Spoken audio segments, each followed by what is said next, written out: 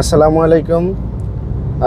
আজকে আমাদের বর্তমান সরকারের যিনি আছেন ডক্টর মোহাম্মদ ইউনিস স্যার, ওনাকে আমি অনুরোধ করব যে আজকে এই ঢাকা শহর ফাঁকা থাকার কারণ এবং সবসময় ভরপুর থাকার কারণও কিন্তু আমাদের এই বরিশালবাসীর জন্য।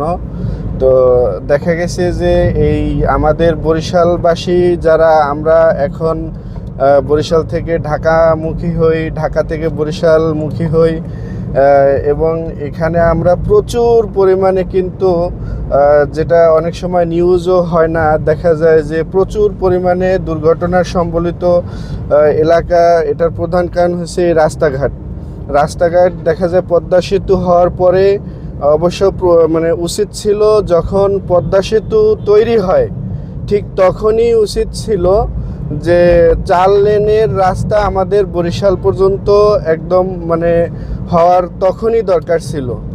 আর যেহেতু এই পদ্মা সেতু হওয়ার কারণে আমাদের এই রোডে এখন প্রচুর পরিমাণে এক কথায় ট্রাফিক জ্যাম বলেন, গাড়ি চলাচল প্রচুর পরিমাণে বেড়ে গেছে।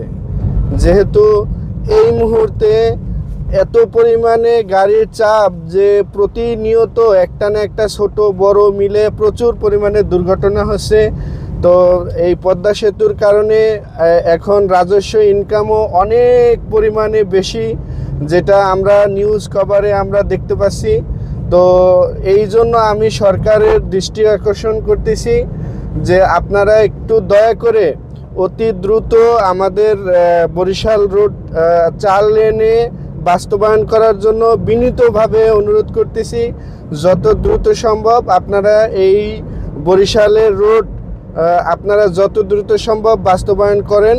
আপনাদেরকে অনুরোধ করতেছি অন্তত নিরীহ মানুষগুলোকে বাঁচানোর জন্য অন্তত বিশেষ একটা ভূমিকা আপনারা রাখতে পারবেন তাতে, এবং এখানকার মানুষের অনেক দোয়া পাবেন। আপনারা বিশ্বাস করেন এখানের অনেক মানুষের দোয়া পাবেন, কারণ অনেক দুর্ঘটনা হয় যেগুলো দেখা যায় যে নিউজ হচ্ছে না, মানুষ জানতে পারতেছে না। ছোট বড় অনেক দুর্ঘটনার সম্মুখীন হচ্ছে এই রাস্তাটা একেবারে খারাপ অবস্থা এবং ছোট অবস্থায় আছে। যেখানে থাকা দরকার 4 লেনের, মিনিমাম 4 লেনের রাস্তা, সেখানে দেখা যায় 1 লেনের রাস্তার ভিতরে 2 দিক দিয়ে রাস্তার প্রচুর পরিমাণে গাড়ির কিন্তু আসা যাওয়া হচ্ছে। আর এর কারণেই কিন্তু প্রচুর দুর্ঘটনার সম্মুখীন হতে হচ্ছে আর কি।